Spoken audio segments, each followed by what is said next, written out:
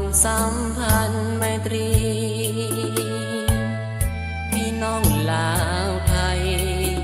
ร่วมใจสร้างสามัคคีเป็นน้องเป็น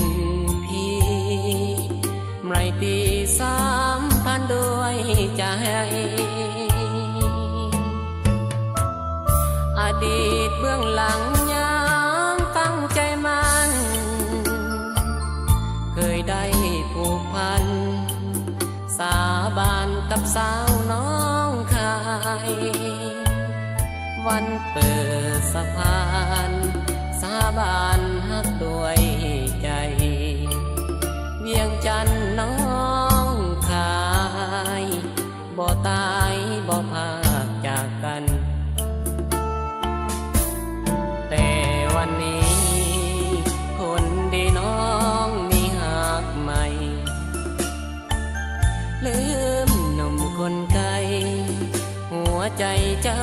เปลี่ยนแปรผ่านเจ้าลืมสัญญาลืมวาจาที่เคยสาบาน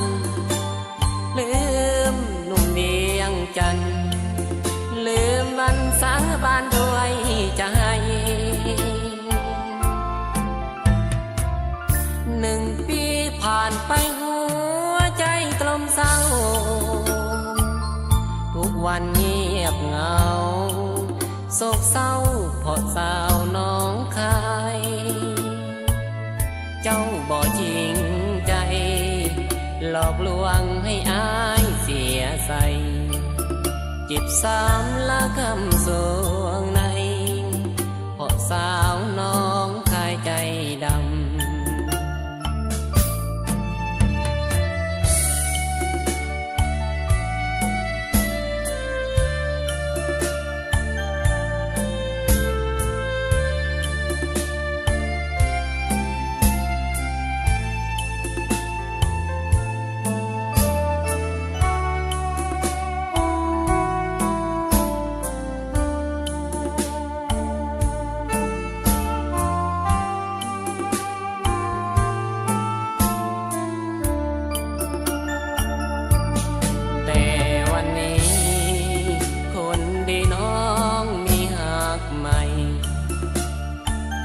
ลืมหนุ่มคนไกล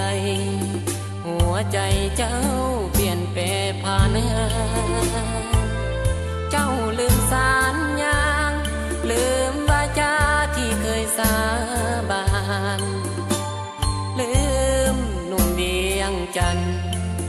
ลืมวันสาบานด้วยใจ1 ปีผ่านไปหัวใจกลมเศร้าทุกวันเงียบเหงาโศกเศร้าเพราะสาวน้องคายเจ้าบ่จริงใจหลอกลวงให้อายเสียใส่เจ็บซ้ำละคำส